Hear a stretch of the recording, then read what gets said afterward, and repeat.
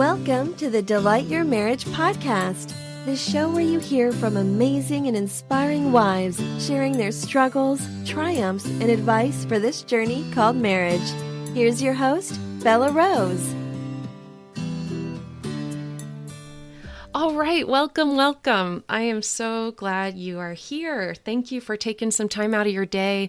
I know that you have a busy life and you've got lots going on, so I really appreciate the time you're spending with me. I want to talk about all-day seduction, why this is a great idea for you, how it's not as scary as it may seem, and what to actually do practically. And honestly, why would you even do it, and what does that mean? Before we dive in there, husbands and wives, listen to me. So I've got a bit of a updated intro and outro because I wanted to make it a little more male friendly because they do listen. And if you are a man listening and you would like your wife to explore this kind of a topic more, I encourage you to take the first step yourself. And what I mean by that is I do a men's course called Masculinity Reclaimed. Be respected, enjoy fierce intimacy, and love being married again. And what that ultimately is a program which helps you understand how to be an amazing husband so that your wife wants to do this kind of stuff. So I work with men in this program and they come out on the other side, and I basically interview their wives on how they did. And I've spoken to some wives where it started out as emotional intimacy and physical intimacy, a 3 out of 10, and then they moved into like a 7 out of 10. Another one, 5 out of 10 they started out as. Now they're 9 out of 10s. So it dramatically transforms your marriage. And then what it does is it allows her to really have this receptivity and desire to then see what she can do in your marriage. And so what's been really cool is I start out working with the husbands, and then I start working with their wives. Another spouse that the husband and wife, they hadn't made love in a couple of years, and now they're making love. And in fact, at their most recent vacation, she brought out many different outfits of lingerie, and it's very cool. I'm working with the wife now, and like I said, I started out by working with the husband, and that's how it works a lot of times. You've got to take the first step. Okay, well, let's go ahead. Before I switch the subject, if this is something you think you want to explore, dear husband, to find out if this is the right next step for you, go to www.dym.as.me, and you and I can speak one-on-one, and I can perceive and hear your story and see if this would be the right fit, if I can help your situation, because I don't want to take on people that they're not in the right situation to actually be helped. And then also, I have a women's program coming up late September. So if you husbands start now in your program, then by the time September comes around, she'll be super open and excited to take the next step for her. And like I said, I've seen that many times, and that's been a really cool transition for both spouses to, have a really incredible marriage where both people are inspired and satisfied in the way that they feel loved.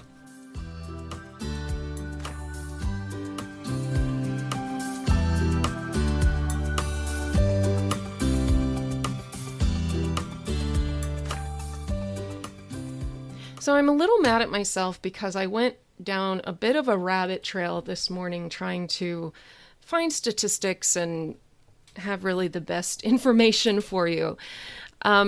But what I want to start out by saying is an all-day seduction is not normal for me. That is not my personality naturally, quote unquote. I didn't wake up thinking I wanted to be someone who likes having playful sexual touching and those kinds of things throughout the day, or texting, or innuendos. Like, that was not something that I would do ever.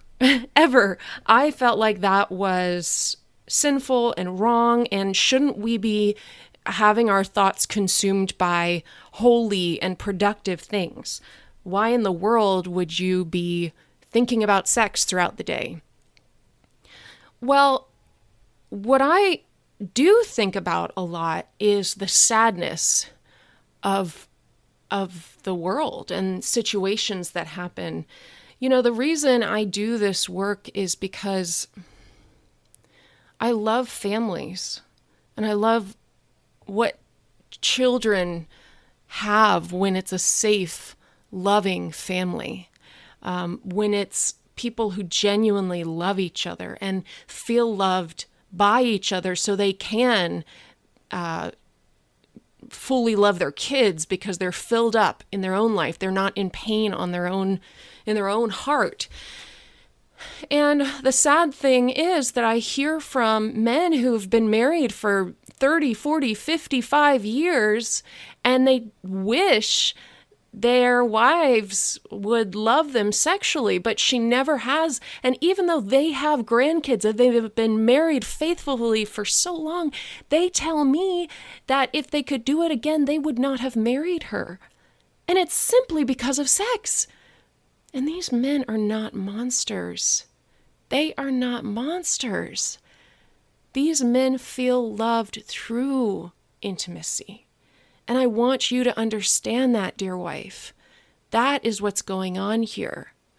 And so when you hear of these horrific stories of men of God falling because of sex, because of infidelity, or they're soliciting sex from young children or prostitutes or, all of these kinds of things. We hear it all the time, and it breaks hearts. It breaks families apart.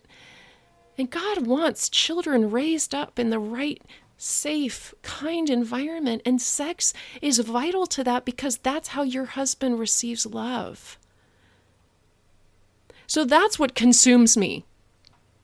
The desire for sexual intercourse and the desire for being sexy, that is not or hasn't been the motivation for me to understand something like an all-day seduction. The motivation is, how do I make our life, how do I make our world safer?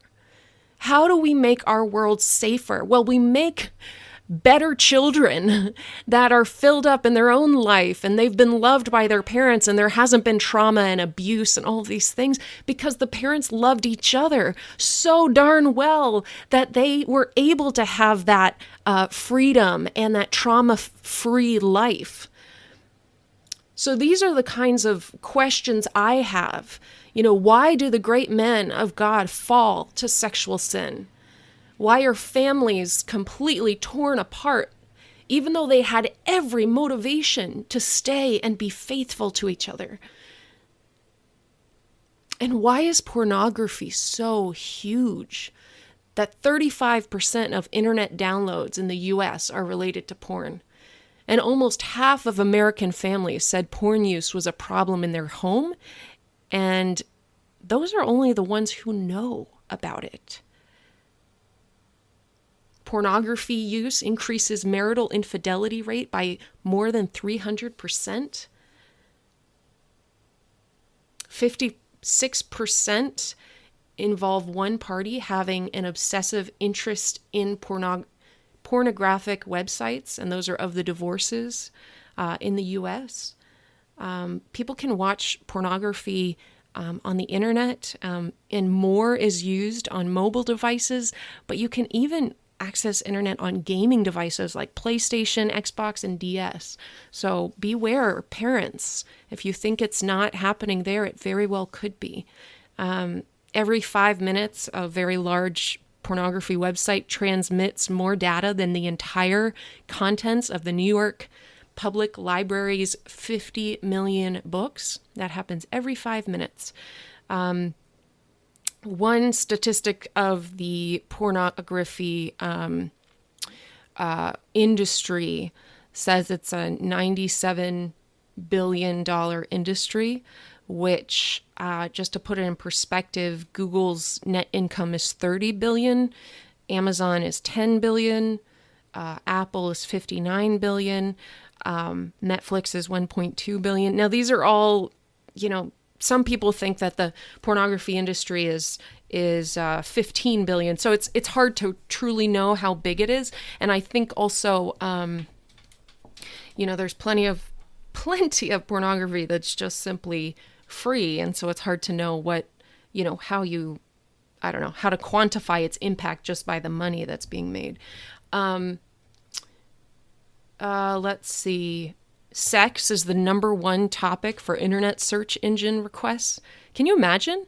How often do you use Google? I mean, people use Google constantly. And to think that the number one topic is the word sex. So yeah, this is shocking. And yet, everyone is silent about it. Everyone. Oh my gosh, if you bring up this in polite conversation, can you imagine? Everyone is silent about this, and yet this is everywhere. It is everywhere. So that's the kind of questions that consume me. Why is this the stuff that's tearing families apart, where more than 50% of divorces included pornography as an obsessive interest? So these are all just, things, and pornography leads also as a part of depression, and just intuitively, it's just intuitive in people's experience is that pornography depresses them. Like maybe in the moment there's physical pleasure and excitement and, intrigue and all that stuff, but afterwards it's empty. And there's no fulfilling connection with a human, and that's not fulfilling. Every sexual addiction is not fulfilling. It's soul crushing. I mean, the Bible talks about that's what adultery is. It destroys your soul. And so that's obviously that's the kind of stuff that the Bible tells us over and over again to not commit adultery. And Jesus says that lusting after someone is committing adultery in your heart. And so you've got to be thinking about that of, okay, so he needs to stop doing that kind of thing. But what I want to challenge you, my dear wife, is that you have the opportunity to be the seductress yourself so that you're seducing his eyes and his mind and his thoughts. And so some women, I think, have this mindset of, well, he shouldn't always be needing sex. His desire shouldn't be that high. He's got a problem if he wants sex, 5 times a week or 7 times a week. That's an issue. Well, let me tell you something. His body is always sexual. The average man has about 11 erections every day, and every single one is filling his member with blood. And every single erection is pleasurable. He wants to use it. That's the nature of how God made him. So God made him with a strong desire all day, every day. But your connection for each other can make sure that desire connects you too, rather than puts sin as a barrier between you two. So there's your why. Your why is keeping your connection strong so that he doesn't sin. Now, are you responsible for his fidelity? You're not. Don't put that on yourself. But do you have an opportunity to encourage it? Absolutely. It's kind of like as a woman. Is he responsible for your commitment to Jesus? Is he responsible for you reading the Bible? Is he responsible for you worshiping and praying? Absolutely not. But can he support you by taking care of the kids while you have your morning walk and prayer time with God? Absolutely. There are things he can do to absolutely support your walk. Can he support you by asking questions about what your heart's going through or how you're feeling. And, is he responsible for you to not be sad throughout the day? He's not responsible for your happiness, but he can support it. He can support it by loving you and cherishing you and taking you out and those kinds of things. But is he responsible for you to have a good life? No. You're a free woman. You can do your own thing. But he can support it. So the same way for you. Are you responsible for his fidelity? No. He's his own man. But you can support it. You have a privilege and an honor to do that. So why do it? Because of that privilege. Why do it also? Why have seduction as an important part of your daily life throughout your day, not just when the clock strikes whatever time you start making love till whatever time you stop? To love your husband because you love him. Because that's, again, how he feels loved. Another thing is keeping his mind busy with the sexiness in your marriage. Sometimes, my husband was extremely addicted to pornography when we first met, just extremely, very, very extreme addiction. And now, he's on the internet very late at night, very often.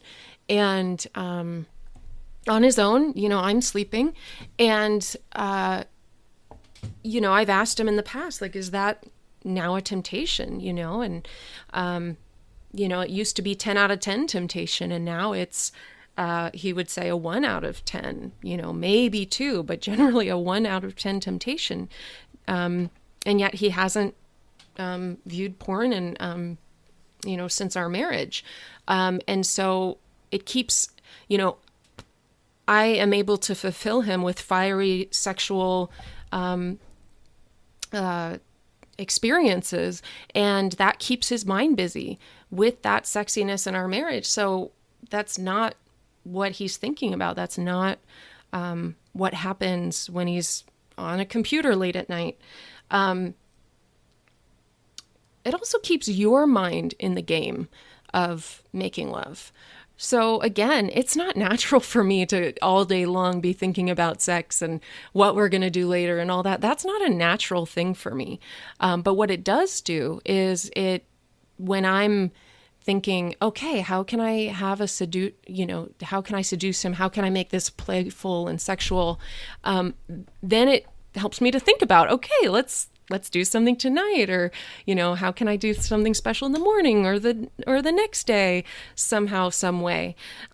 It also turns you on as a wife. Like for women, I don't know if it's most of the time, but probably most of the time, women have to commit in their mind before their body responds to feelings of sexual desire.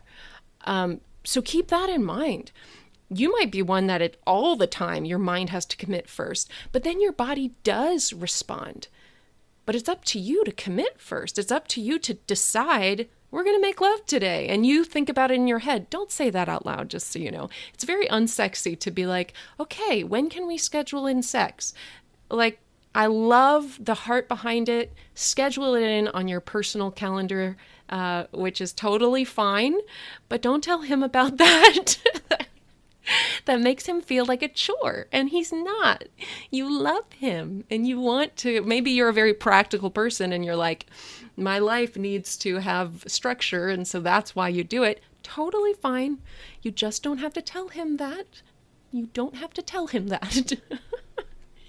And the other thing about an all-day seduction, just life, is it keeps your connection going even if you're not physically inside of each other. It keeps you connected. It keeps you desiring each other and having that craving for each other, and it actually is a connection. So if you think about when you're in a public place, if you have whispered something in his ear about later on tonight, why then he is thinking about that, and you smile at him a little later, he knows exactly what you're thinking about. And what that does is, like I said, there's a connection there that's special. There's a special connection. It's very different than you mentioning that you're going to take the kids to soccer that afternoon. That's not the same as saying, I can't wait to give you some penny before soccer or whatever. So those are the kinds of things that keep you connected. Okay, so I think I've given you the why. I want to now encourage you what to do. So now my women's course, once again, it's tons and tons of practical what to do's. But since this is a public podcast, I don't necessarily share all of the language that I think you're free to use, or a lot of the practicals, because like I said, this can be listened to by the unmarrieds, and plenty of unmarrieds and people that are looking for people listen. So anyway, here's what I want to just flat out say foundationally is you can be silly. You can be silly in front of the safest person in your life. And if they're not the safest person, that's where you should be heading. That's where you should be going.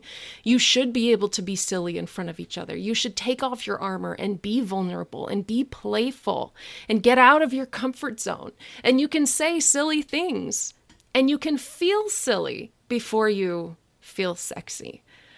How are you going to change? You feel silly first. That's the way it goes. I'm sorry, it's just excruciating, but that's the only way. Even now, when I do extreme things, sometimes I feel silly first.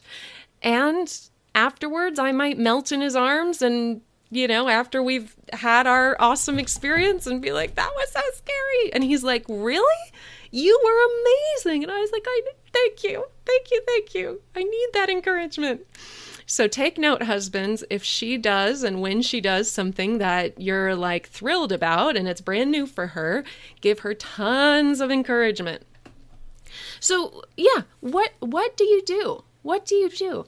So this means having essentially a system of seduction throughout your day where you just consistently bring up intimacy with him. So there's plenty of different ways you can do that. You can touch him. First thing in the morning, touch him on his member. There's an erection. You can touch him. You can touch him while he's got his clothes on, right? It doesn't necessarily even have to be skin on skin, but what it does is it shows him you're thinking about him. You can give him a kiss through his clothes on his member. And you can do that any time of the day. You can kiss him on the lips and just go all the way down there. And you don't have to commit to an entire experience. That's it. Like, that's seduction. That like runs shivers throughout his whole body. And again, shows him that you love him. You can tell him, I can't wait to do more. And you just smile and you walk away. That is sexy. And like I said, you do that anytime. Another thing, make sure you always change in front of him. Always change in front of him. That's the best. It's the best. I've heard that from so many men. Like, oh, she goes in the other room when I want her to just change right here. I just want to see her body. And like literally, they're not married to supermodels. My husband is not married to a supermodel, but he wants to see my body. You just have to trust. You just have to trust that he wants it because he does. That makes him feel loved. It makes him feel like a man, that his wife has this incredible body that he's naturally interested in. He's naturally interested in your curves and the beauty of you, whether you have saggy boobs or too many rolls or jiggle that you don't like. Like, that's fine that you think that about your body. Your husband doesn't. Okay? So just recognize this as a gift for him.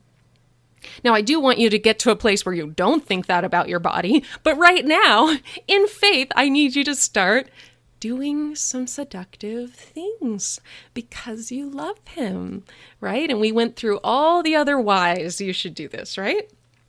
The other thing you can always do is while you're changing, you can run your fingers up your legs and make it very sexual. You can touch your own body the way that he wants to touch your body. That's extremely sexy and seductive, and that makes him very excited because he wishes he could touch your body like that.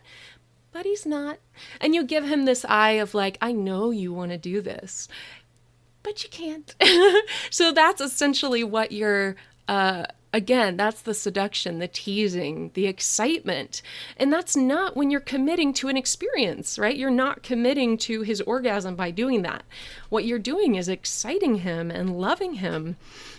It's just like when you receive a text message from him that says, I love you, babe, I'm thinking about you, or you look so beautiful in that dress, or whatever, those things that really make you feel so special. This is the same kind of thing, so keep that in mind. What other things can you do? You can, it's just a million. There's a million things you can do. Anything sexual, you can just take a part of that and you can do it outside of the bedroom. So, you can be like, oh, honey, can you come here for a second? I need your help. And then when he comes in the bedroom, you've got, a thong on and you're bending over. You're like, oh, honey, how does this look? Right? Those are things you can do all the time. A similar kind of thing, you call him in and you invite him to take your top off. Like there's just a million things you can do. There's so much. And again, I've gotten already very practical, but I want you to just, it's the limit is your creativity. The limit is not anything other than your own creativity. So I want to encourage you, there are tons, the sky is the limit, but I want you to know that all day long, that's one thing I do with my level 2 Masculinity Reclaimed students. I ask them, what would they, what would be, I narrow it down to their specific goals. And this is an important goal for men. They really crave their wives to love them in this way. And it doesn't mean you're anything negative at all. It means that you're this beautiful woman who's super confident in her own skin and loves her husband. That's all. That's what it means. It doesn't mean you're dirty or naughty or negative or sinful. It's the opposite. It means that you have the right perspective on your marriage. And you want your husband to be fully fulfilled in it, that he's not running away to find someone who will do that kind of thing. It's not okay. So I hope this encourages you and inspires you. Keep in mind, late September, I have a women's course that we really go through it very specifically, and you're in the support of other women that are doing it as well. It's called The Delighted Wife. Reclaim your sexuality, live in your womanly wisdom, and he will transform to cherish you again. So I want to invite you into that, but in the meantime, my gosh, just get started. Alrighty, God bless, and I look forward to speaking to you soon.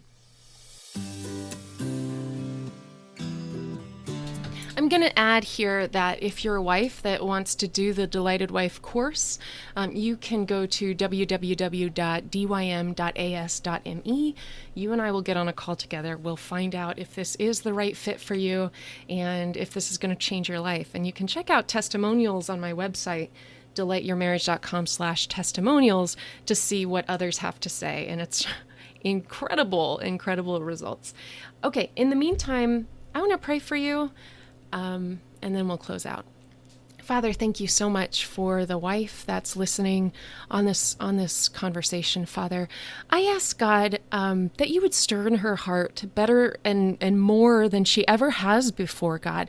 Maybe she's heard things like this before and it just hasn't sat right with her. She's felt like it was wrong, dirty, or scary, or silly, or all these things that she is just beyond able to do. And I ask God that you would break through, just through this conversation, some tiny little word that was said here, God, that would cause her to want to change and cause her to decide her marriage is worth it. Her husband is worth it. Fidelity in his heart is worth it. Father God, she can support him and she can like it too. It's going to become really fun. From silly to sexy to joyful and playful and fun. And she is creative enough. She is sexy enough. She is attractive enough. You're the one that gave her her beauty. You're responsible for it. She's not. You are her. Let's see. Her body is your masterpiece, God. I pray you would just put that deep in her heart today. We love you. Thank you for everything you're doing in her life. Amen. Thanks for listening. If you've been blessed by this, why not share it? Until next time, live with love, wisdom, and passion.